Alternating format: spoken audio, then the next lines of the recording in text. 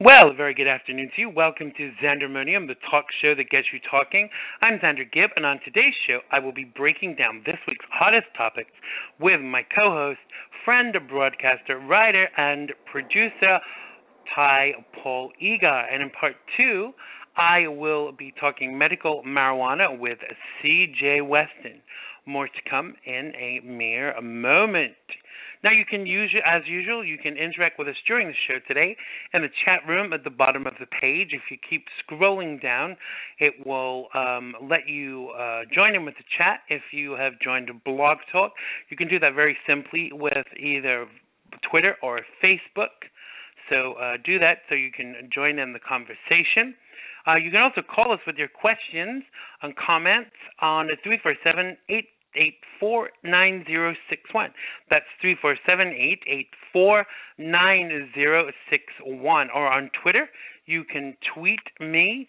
My Twitter handle is Xander Gibb, XanderGibb, capital X, capital G. And you can tweet Tyhe on Tyhe Egar, TYHEPAULEGAR, capital T, capital P, capital E. And you can also tweet Chris. Now, Chris's Twitter handle is CJ Weston. That's CJWESTYN, capital C, capital J, capital W. Tweet me if you're shy, and I will make your point for you. Oh, yes, I will. So as the seasons change and the weather gets a little colder and we make sure there are extra blankets around for the cold snaps, we begin to miss the sunshine and warm days. Not being a winter person, I tend to dread the cold, darker days, as it makes me want to hibernate with the heat on full and to watch old movies on the sofa all day. Yes, I can hear some of you out there saying, yes, me too, Xander. Well, alas, the latter is not possible. Well, not on weekdays anyway. These months are very difficult for those with a propensity towards depression, and it's an imperative to take extra precautions against sinking into that deep pit of despair. One of the ways to avoid sinking into that pit of despair is to listen to Xandermonium and listen to the back episodes of Xandermonium. Now, one of the things I do is I ensure to get out during the daylight hours and make sure to take advantage of the dregs of the long-lit days that are left. As the clocks go back an hour next week in the United States, and this morning they went back in the United Kingdom. So some people even employ the use of a light box. Now, I have lots of friends that do this, and they insist that it actually helps them during those long winter months. Now, the worst thing for me is the snow, and thankfully we haven't had any as yet, as it makes driving hazardous. And although it looks very pretty, living out in the sticks, it makes it much worse. Now, the birds fly south, and so do some of the people too. The warmer climes of Florida attract so many, but I don't think I could ever leave my New York permanently. But watch this space. Who knows what the future holds for little Zanny G. I'm going to try and accept change and see what it brings for me. Can you accept change? Is change difficult for you? What will you do? Now, that was Xander's soapbox for this week. If you'd like to come and get on your soapbox, you can email me at xander@xandergibb.com. That's xander@xandergibb.com. Oh, yes, indeed, you can. Hello to everybody in the chat room. Welcome. You are more than welcome. And if you're listening In the UK, I hope you've remembered the 1 hour's change and are listening early. Of course, if you're not listening, you won't hear this message. So joining me to break down the hotter topics, the issues that matter, is broadcaster, writer, producer, the one, the only, Mr. Tyhe Paul Botox Egar. Welcome to the show, Tyhe. How are you doing?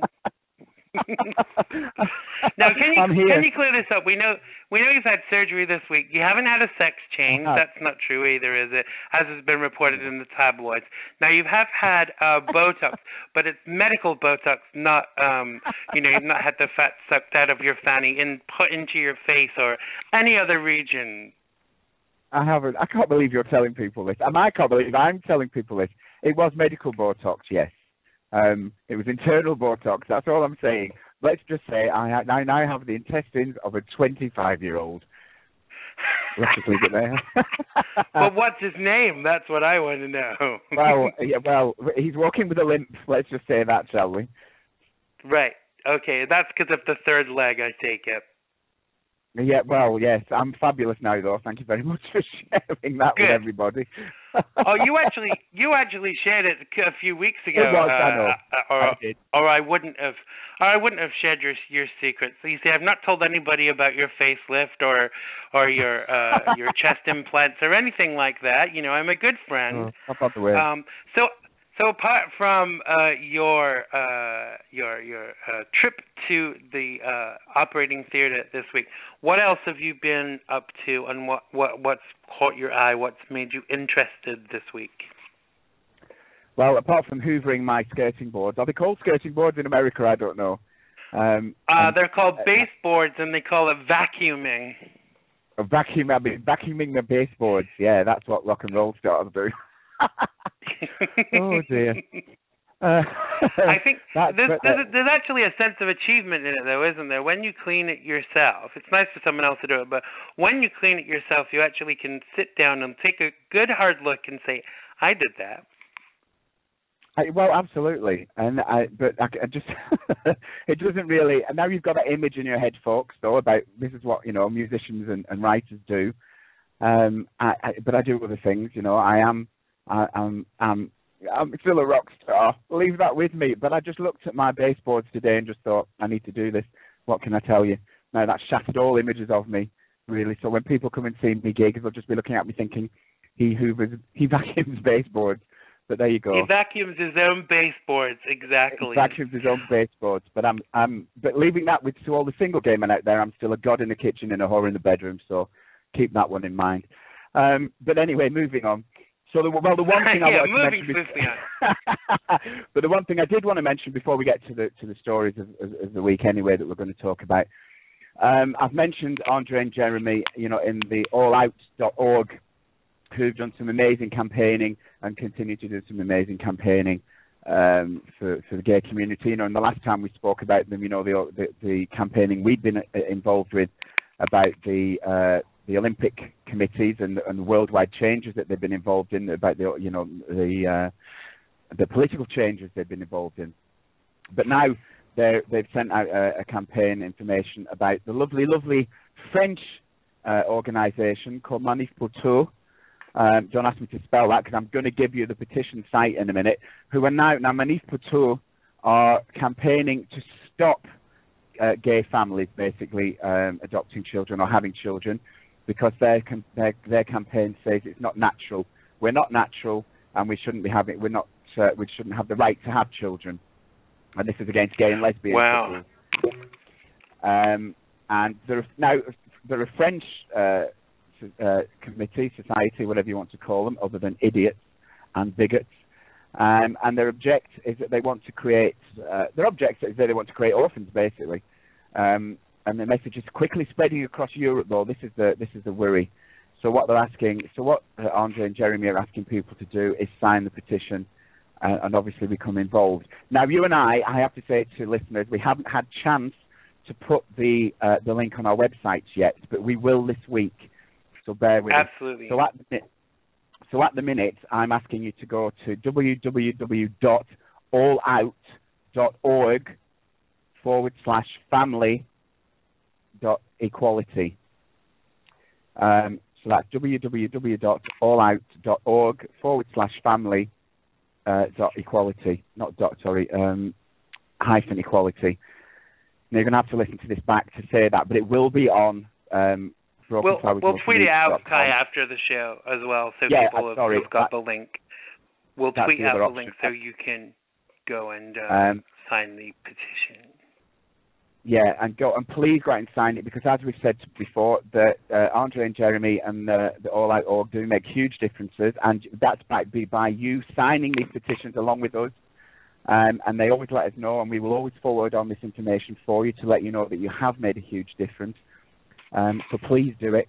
And because this group are spreading their word across Europe, and of course Europe is a huge place. Please do not think that it's a tiny little place. That would be the UK. Europe is a massive spot of land. Continent. It's important that we take a stand against them, because they're clearly having an influence, and it's the French national policy is at stake, and it's a global battle. It's becoming a global battle. So here endeth my rant for the day. Absolutely. So this organization are not just anti-gay. They're actually anti-Jewish. They're anti lots of things, and I think that this is an onset of all the trickle-down hate that's been occurring in the world of late. But it's important to stamp it out. I've been saying for long enough that all countries should sever ties with those countries who have bad human rights issues. As in their record on human rights is bad. I think that we should all kind of boycott those countries and really make an effort to enforce change. And one of the ways you do that is financially. And so countries that are receiving aid and trade from countries that don't discriminate, those countries should stand up to them and say, hey, this is not on. Absolutely. And yeah, definitely, because it does, people think, oh, well, what they're going to do, it's a tiny thing. And before you know it, they've taken over, and they've made their impact. And once they've made that impact, it's really, really difficult to stop. And that's the scary thing about them. Absolutely.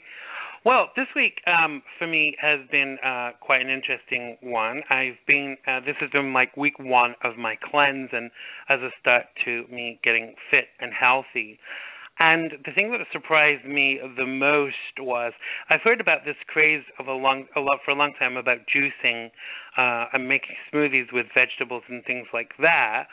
And I thought, that's never going to fill me, But I actually, surprisingly, part of this cleanse is that you actually add protein powder to those shakes, so it makes them more filling. Smoothies, sorry, I'm showing my age. And I'm phenomenally surprised that I can be filled by a smoothie. No dirty jokes there at all. So it's kind of like the end of week one, and I've got exercise, and I'm actually feeling better. My skin looks better, but it's not easy, It really is hard. I was out in the city last night filming for the TV show, and I wanted a slice of pizza, but I drove home and ate some chicken salad, and I'm quite proud of myself. I mean, you know me pretty well, Tyhe. For me, not to grab a slice of pizza it's a big thing, really. Absolutely, and I'm really proud of you. You started it, and you're making a huge change, and I know it is difficult for you. So well done, you, and I'll continue to support you, obviously, and I hope everybody who's listening does, and your friends certainly do. Thank you. All right, let's look at some of the week's interesting stories.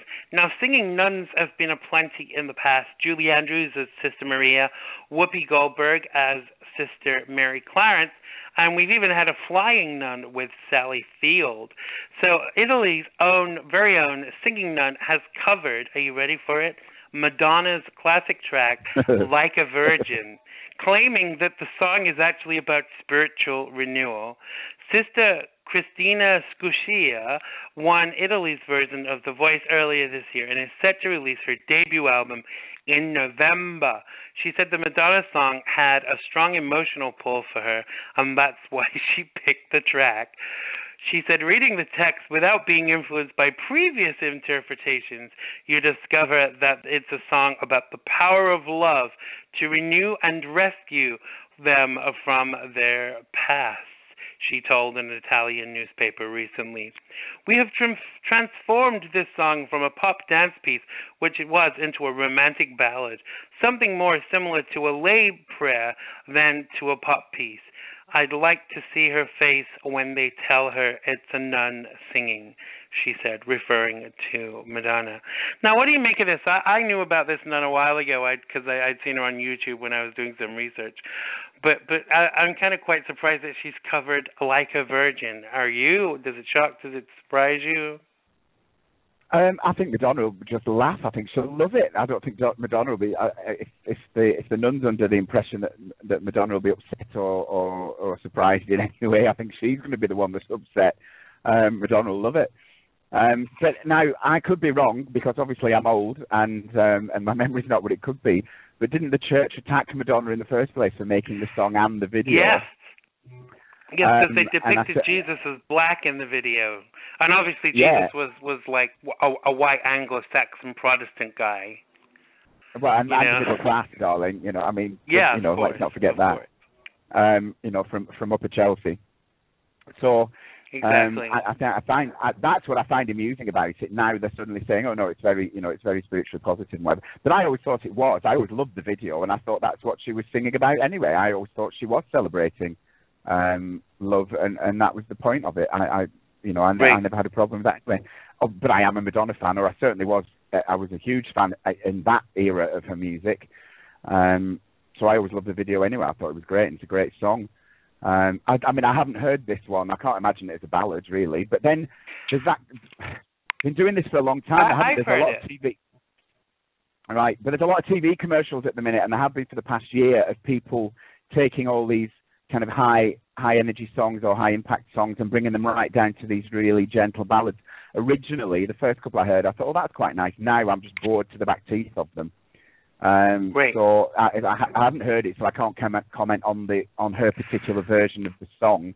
But I don't think it'll faze Madonna in the slightest. I think it'll amuse her, or she'll really like it. I don't know. I'm sure she's responded. Madonna's responded already on Instagram and everything. She's saying that she thinks it's cool. So I mean, right. Obviously, you were right. I mean, I wouldn't expect that Madonna would object, really, because obviously she'll make some money from it because it's her song, and all the nun will get as the performance rights, because when you do a cover version of anything, the lion's share of the money goes to the person who wrote the song. So I think she wrote that with Patrick Leonard. I'll stand corrected if that is the case, but I think she did, and so her and him will get the lion's share of the money. But what this kind of says for me as well, there's been a lot of controversy recently with reference to the Catholic Church saying that they accept everybody, and then kind of going back on it, and then they love us all again, and then they don't. Do you think the Roman Catholic Church allowing nuns to go on shows like this is a sign of Catholicism evolving somewhat? No, I just think they're desperate, really. But my views on the Catholic Church, and before I start, this is my view on the Catholic Church, not Catholics. I have no interest in them whatsoever. I think that they're desperate and quite ridiculous now, to be honest. I think they're a parody of themselves. They play tug of war with themselves. I don't really think the rest of the world could care less what they're about. And the idea of singing nuns. I want to see. I don't know what do I want to see now. Can bishops? I don't know. It all. We want to see the Pope singing. We want to see the Pope singing Jane County and the Electric Chairs version of "If You Don't Want to F Me, Baby, Baby, F Off." No, I paid to see that. I want to see the Rob Zombie remix. I don't know. They just amuse me now. At one point, I thought they were dangerous and should be, excluded. I mean, certainly they should have no political voice. Faith of any kind should have no political voice. Religion, but now they just amuse me, and I think they amuse people. I don't think they can cause any damage anymore. I think they've become a parody of themselves. So sing away, darling, and have fun, and just keep your guitar tunes. Other than that, there's been a very she doesn't use a guitar. I don't know if she plays. There's been a big hoo-ha here recently because in this country, churches and religious organizations enjoy a tax-exempt status. Part of that, as a part of that, they're told that they shouldn't preach politics from the pulpit. Like they shouldn't say vote for the Republican candidate Freddie Blogs or et cetera, et cetera. And a lot of religious leaders are saying that shouldn't be the case. That they should have exactly the same say. So there's been a big debate in this country recently about whether those in religious office should be preaching politics from the pulpit. What do you think about that?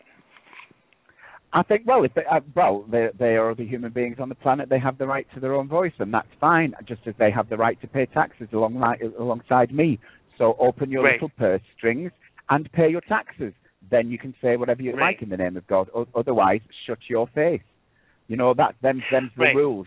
You are not getting, because that's what really makes me angry in this country.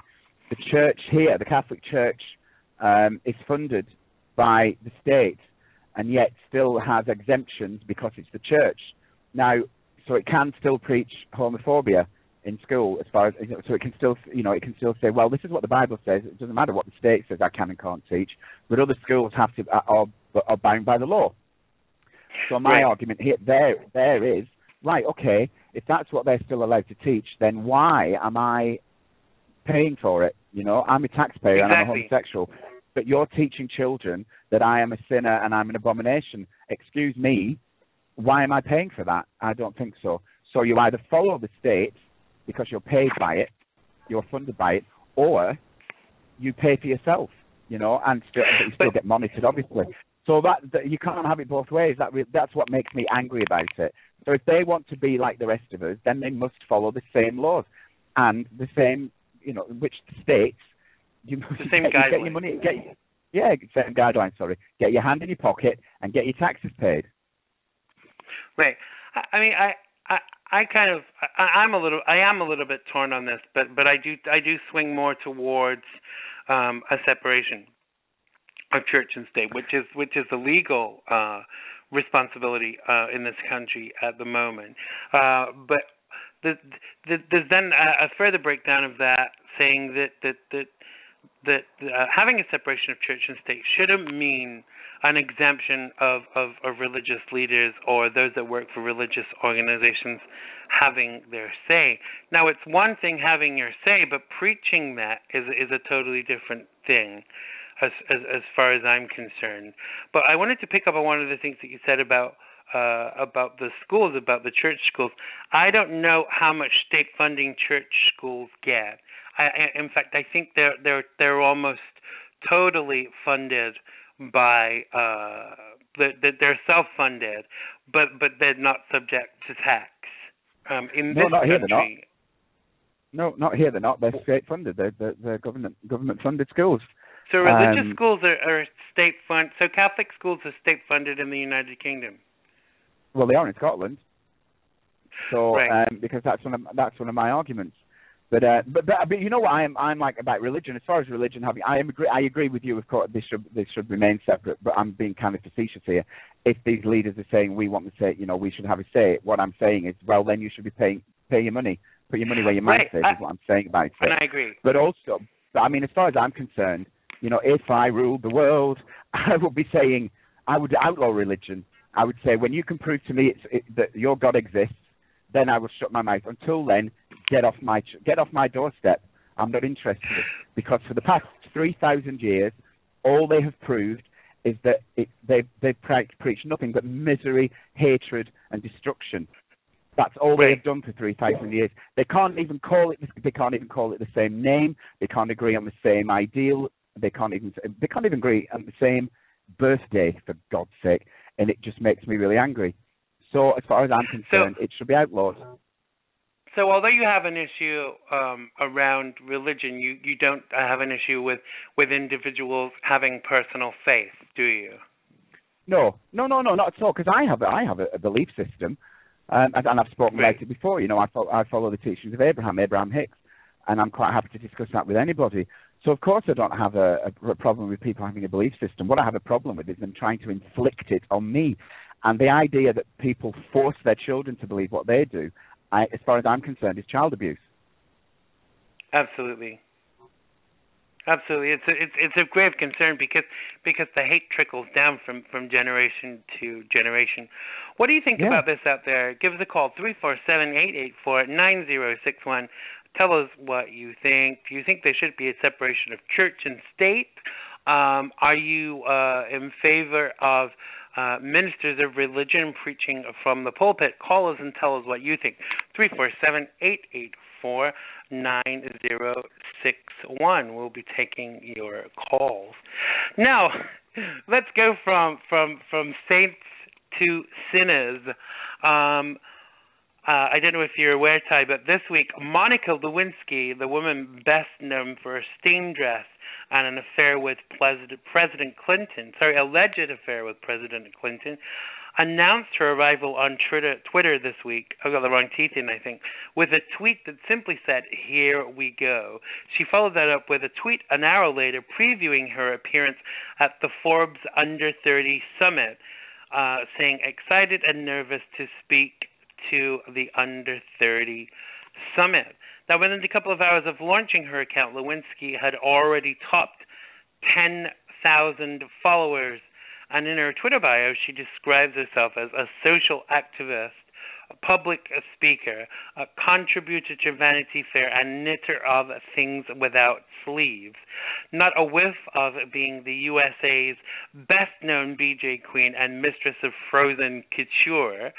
As everyone knows, she had an alleged affair with the president while serving at the White House as an intern during the mid-1990s, leading to his impeachment in 1998, for which he was consequently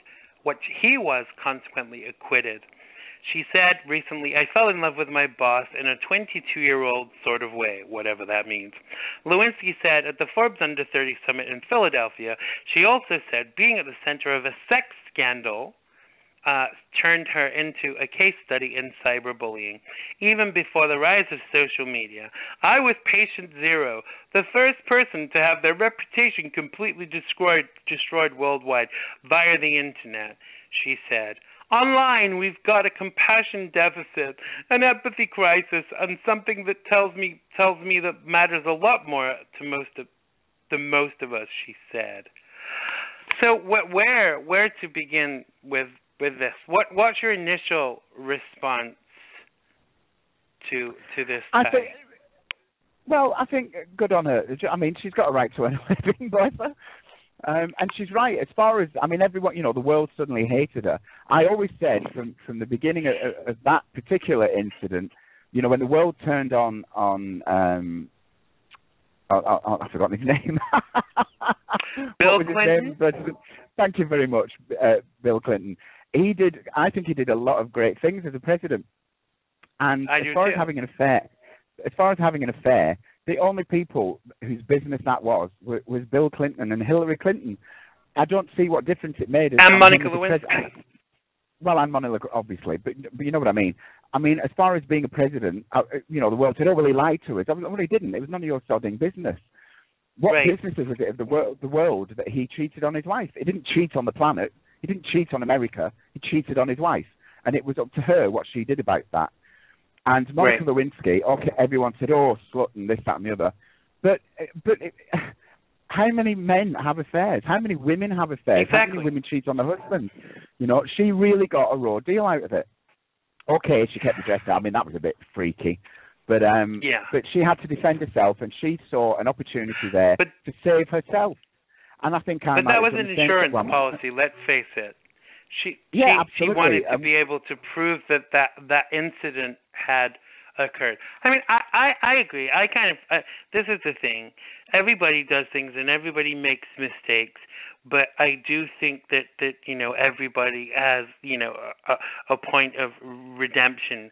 And if she did anything that needed forgiveness, it was between her and the Clintons, and not the rest of America. I mean, I bet everywhere she's gone for the past 10 or 15 years, she's kind of like, you know, had a lot of crap. And I think in a way it's honorable that she's trying to do something about bullying. But there is a little bell that rings in my head that says, is she just doing this to get back onto the world stage? That's the cynic in me. But either way, I think if it does bring attention to the fact that you know, bullying occurs a lot on social media, you know, we've done a lot about it on this show. All power to her, you know. That's kind of how I feel. But absolutely, and as Joe's saying, she's right. It was a friend that took it public. Joe, in the chat room, and you're right. I mean, but why shouldn't she try and get back on the public stage if that's where she wants to head? And you're right again. And Joe's saying she probably can't get a job. She find it. Did you hear what you just said? Well, what did I just say? You said it's okay if she wants to go back on the public stage if that's where she wants to head. Oh, please. Stop it, you see. Honestly. Moving swiftly on. Okay, moving swiftly on. That's not what I meant anyway. I think I'm blushing. Anyway, but if she wants... But you know what I mean? I mean, impossible. I mean, people have done a lot worse to get there, haven't they? And, well, I mean, look, my God, we talk about the Kardashians often enough. Kim Kardashian's mother sold her own sex tape, for God's sake. That's got to be far worse than what Monica Lewinsky's doing. And you're right, if she's raising awareness, because if anybody got bullied on the public platform on a worldwide scale, it was Monica Lewinsky. So, right. I mean, if anybody has a right to stand up and talk about that and be a spokesperson for cyberbullying, then it absolutely is Monica Lewinsky. So, yeah, she's got my vote. Absolutely. Go, girl. Yeah, I certainly don't disagree, and I think that there's been criticism from both sides of the aisle, you know, from Republicans and from Democrats about why she's doing it. But I suppose in a way she's kind of like trying to be honorable and trying to make a difference in this world, because I'm sure she regrets it. Because I know I would. I mean, you can't survive a sex scandal and not regret it.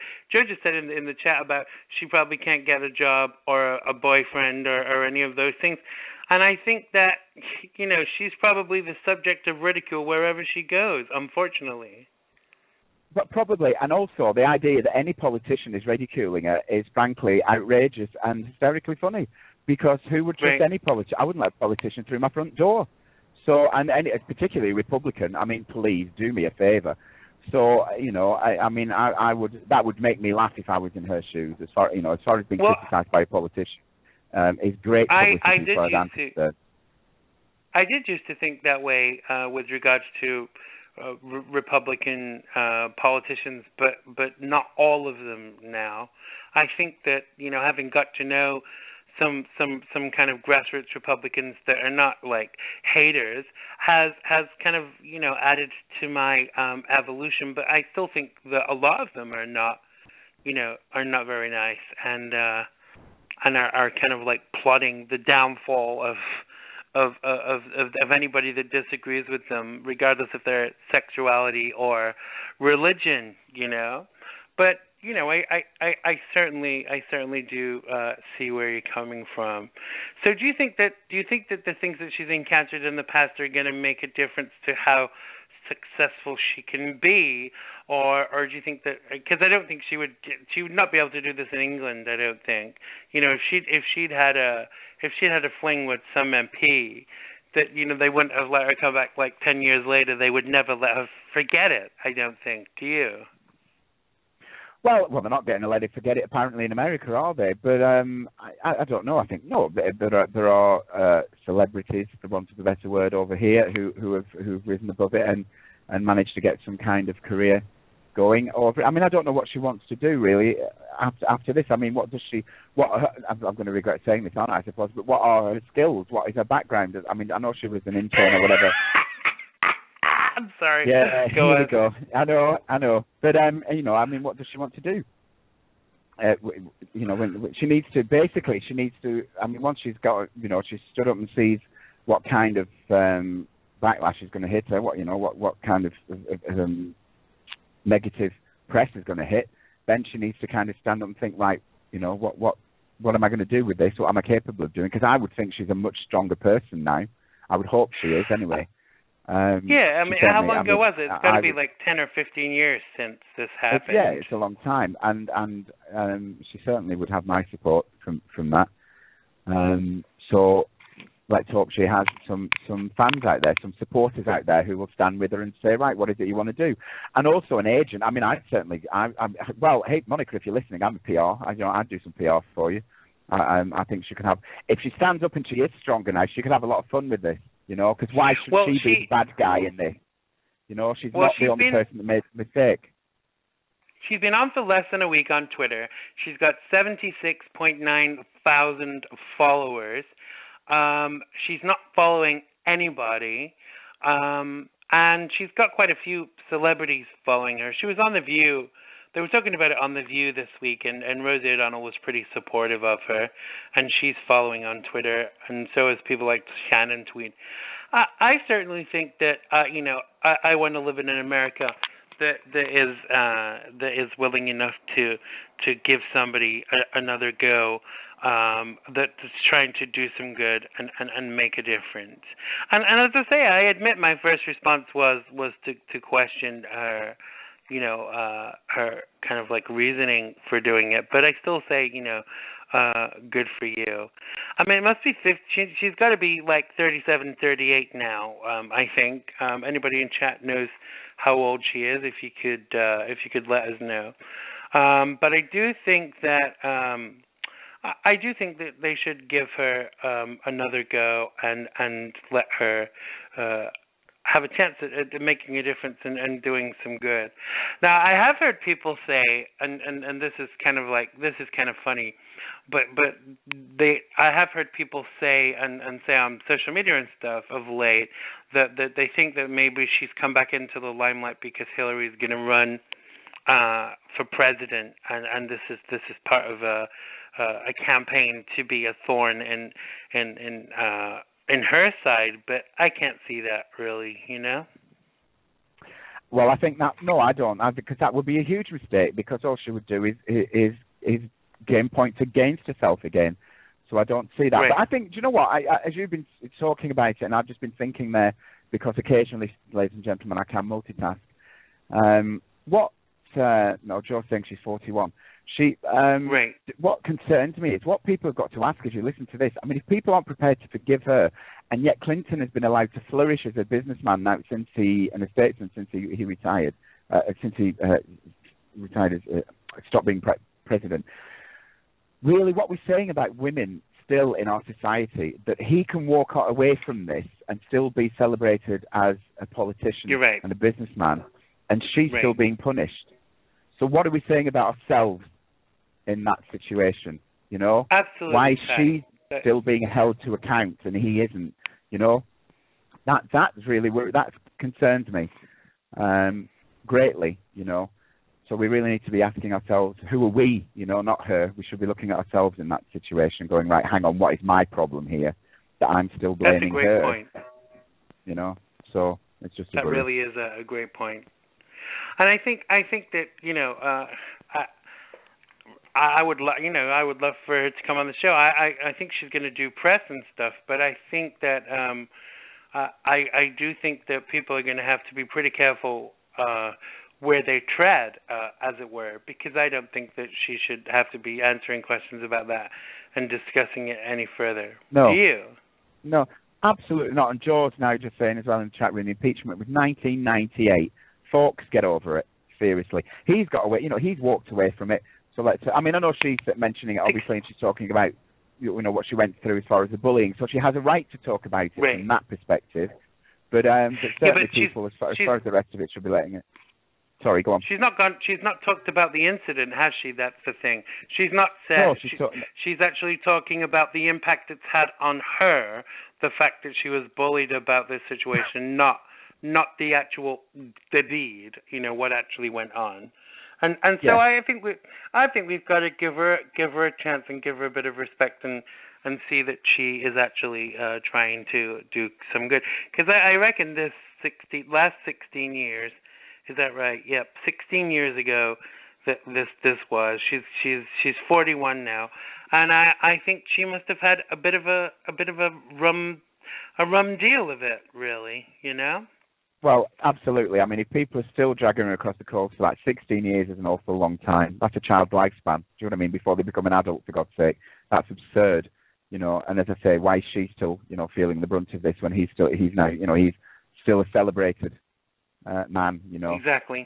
So people need to ask themselves about that. But I hope anyway that she, she's gained strength through this and it's not broken her spirit.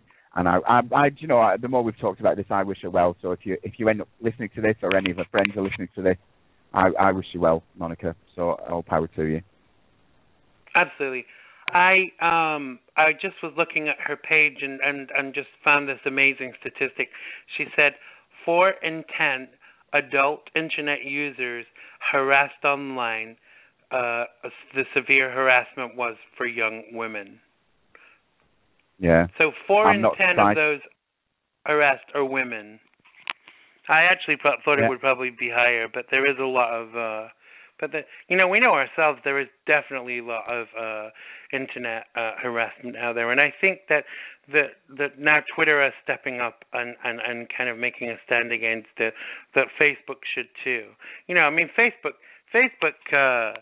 Facebook block you and suspend your account for showing too much chest hair, but they'll leave someone on there who's abusive. So I think all of these social media outlets need to pull their socks up and get a bit tougher on those who are abusive. I really do. Absolutely. I think Facebook are the ones that are getting away with the most. And speaking of bullying, sorry, just because it reminds me, just at this moment, before I know Xandermonium we're going to do it as well, it was just while we were talking there. If people, I have shared the allout.org link on my Twitter page for people for the French, the Manif pour Tout petition. If people want to go and sign it for now, it's on there. It'll take you to it. That we were talking about at the beginning of the show. And I'll tweet it out after. I'll retweet Tyhe's tweet so you can go and sign that petition.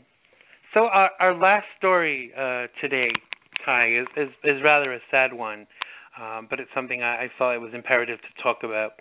A gunman fatally shot a Canadian soldier, Corporal Nathan Cirillo, 24, a reservist from Hamilton, Ontario, in an attack near the Parliament in what the Prime Minister is calling a terrorist attack. The gunman was identified as Michael Zehaf Bibu, who was shot and killed inside the Parliament building. Now, Ottawa police first learned of the attacks after receiving multiple 911 calls at 9:52 a.m. about a shooting at the National War Memorial. Gunfire was later reported inside the Parliament building, less than 400 yards away. The Parliament building was put into lockdown as the government officials hid in their offices while police searched the sprawling building. Prime Minister Stephen Harper made a televised statement to the nation about the incident. Let there be no misunderstanding. We will not be intimidated. Canada will never be intimidated, he said, noting that this was the second attack against the country in the same week. He said, in the days to come, we will learn more about the terrorists and any accomplices, he added. He also said the government would work to keep Canada safe and fight against the terrorist organizations that are brutalizing so many people around the world in the hope of keeping their savagery from reaching our shores. Canada had already raised its national terrorism alert following the first incident last Monday when a Canadian soldier was killed in a hit and run by a man suspected to have been a radical jihadist. Our thoughts and prayers go out to the family of Corporal Cirillo and the people of Canada in general. So, absolutely. What's your first response to this, Tyhe? I mean, I'm sure, like me, you're just kind of like really shocked and upset that this is happening again. Well, absolutely. It kind of leaves you a little bit kind of numb at first, because it just seems to be happening more and more around the world. And Canada, I mean, I know people at first were kind of surprised it was Canada, but Canada actually had quite a large presence in Afghanistan. Right. So I think this is one of the reasons it's happened there. But still, it's shocking wherever it happens, and it's tragic. But what concerns me, because these seem to they're convertees, aren't they? These are nationalists. These are people homegrown. Who are homegrown, yeah. Who suddenly feel this need, are converted to this religion, and then suddenly feel the need to start killing their own people. And I don't really understand how this happens. They must be being recruited by somebody. They're not sat watching the TV, suddenly changing their mind about their whole lifestyle. They're being recruited. No.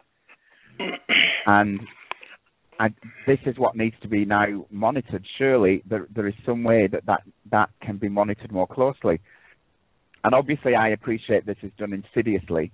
They're not walking up and down the streets shouting through loud hailers, come and join us, come and join us. It's not the Salvation Army.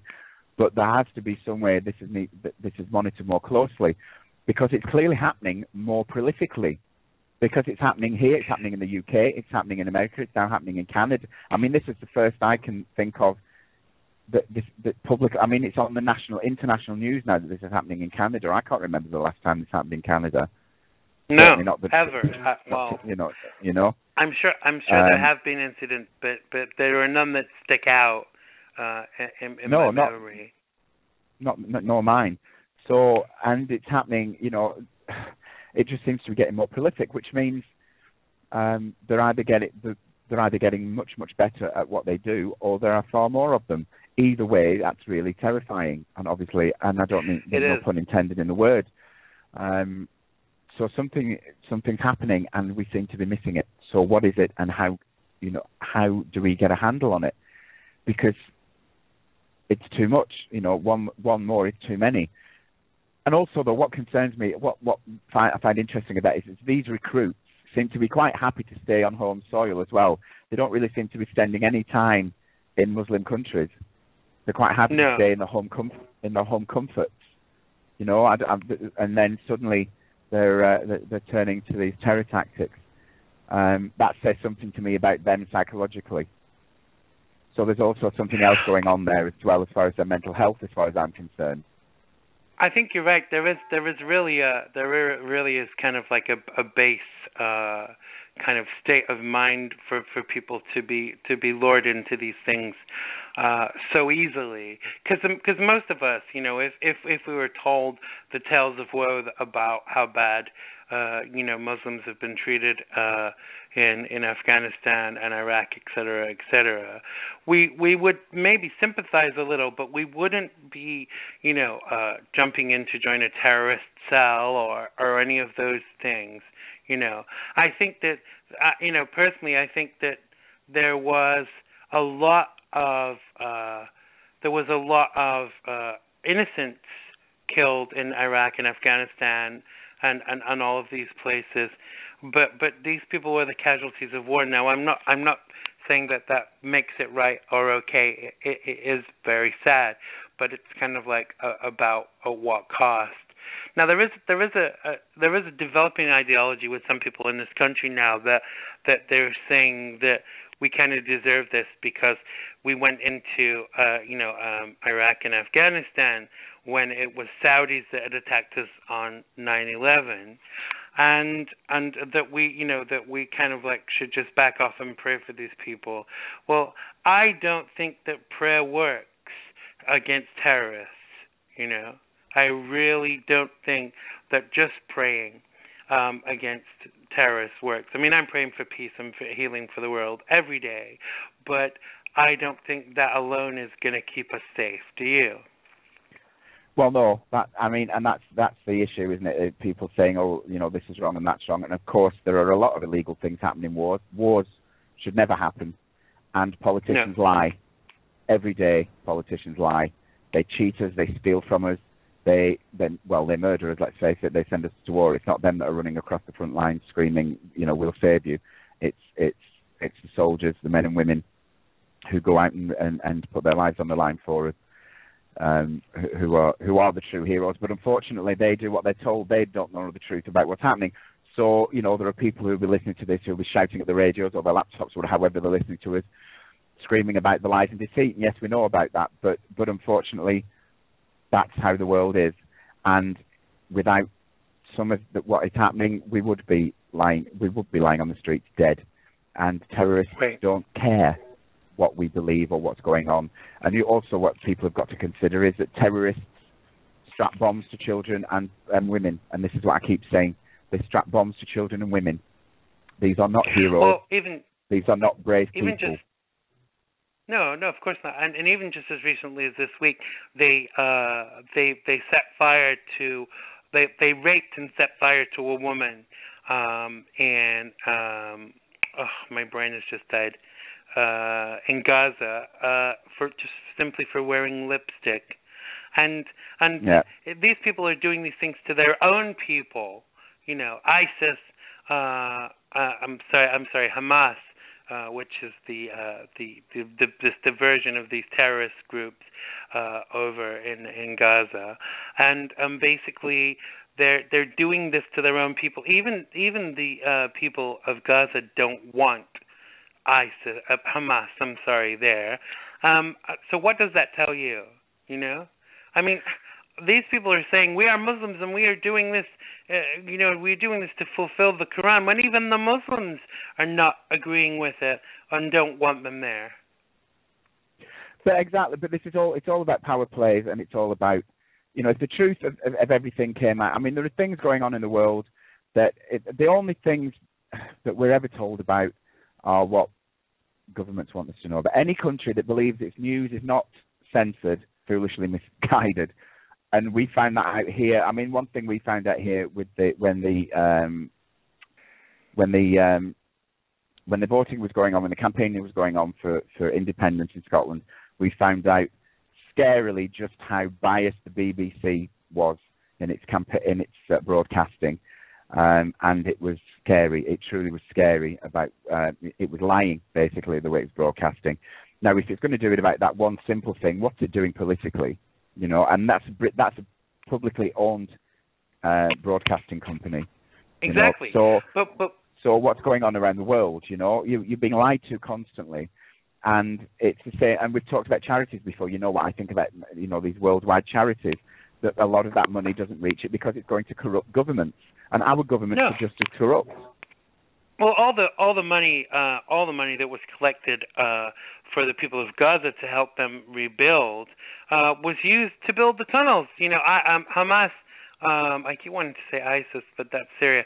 Hamas used that money to build the tunnels, and they're now saying that they're going to, even though the tunnel system has been broken down, they're going to rebuild it. What does this say to you? They don't want peace. They want a holy war, and all of us are just kind of like innocent bystanders in all of this. And I think that the concern for me is, I mean, they have such a great Hamas has such a great PR system because let's face it, when people like Annie Lennox and the BBC, are more inclined to support those groups, that says a lot, don't you think? Absolutely. Although, I mean, I don't know what Annie Lennox is up to at the moment at all either. She apparently doesn't like Beyonce very much at the moment. But absolutely, when you've got these international companies or international voices speaking out, then people are going to gravitate towards them. Of course they are. And what is your point of reference? When people listen to the BBC, of course they trust them. Of course they listen to them. Of course they believe that what they're being told is true. And what are the point of reference?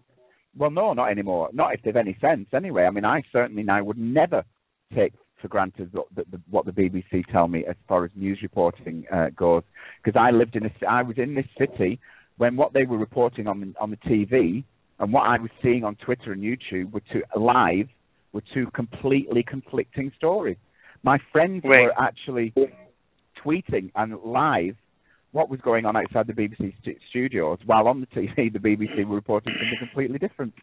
That was scary when you consider what else, and what else they hadn't reported in the south of England, because they'd chosen not to report it because it conflicted, because they'd become a very Tory-led company now. Conservative-led. They're very conservative-led. They're very biased now.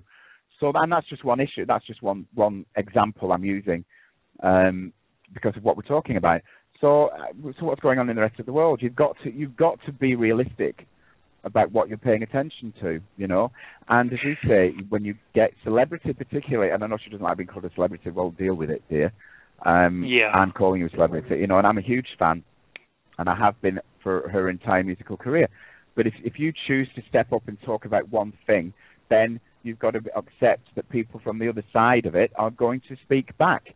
Now, as I've said always, I've not got into the middle of this argument between Israel and Hamas and what's going on. But I'm going to pay attention when somebody of her caliber, or whatever, for want of a better word, of celebrity or iconoclast. Didn't you call herself an iconoclast?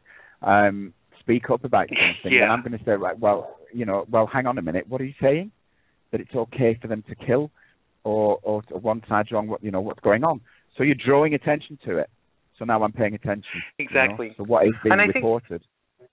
And I think this is the concern when major media outlets are projecting biased media rather than the facts. Because when you report the facts, you actually let people make their own decisions.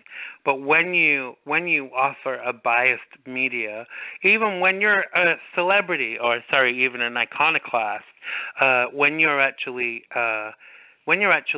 putting across information, you should actually put across the facts, because that way people get to make their own mind up about these things, and not your kind of slanted view on things or anybody else's, and that's unfortunately what's going on with this incident, this situation between Israel and Gaza and Hamas. People are reading biased media, and they're basing their whole interpretation of what's going on the slanted media, and to me that is concerning. We should always check our facts. We should always look at more than one source of information, because if we don't, we could be basing our opinions on the biased ideologies and principles of others. Absolutely, and that's how corruption wins, because they distract us with candy in one corner, and while we're focusing on that, they're pushing things through the back door, and before we know what's happening, we're being screwed, and not in a nice way, Exactly. So we're coming to the end of our time together, Tyhe. It goes very quickly, doesn't it? I don't know what that was. Did you just hear that? I heard something. I wasn't sure what it was. It's not at my end, though. Yeah, unless I'm being haunted. It said 90. It said 90 seconds. I don't know what that was or where that came from. But we are coming to the end of our time together, so tell people where they can find you in 90 seconds. Tell people where they can find you on social media. Like a trolley dash.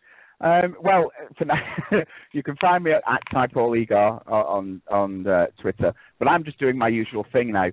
If you go to www.brokenflowersmultimedia.com, all of my links are there, and you can follow me everywhere you choose to follow me. So brokenflowersmultimedia.com, and you can stalk me from wherever you choose.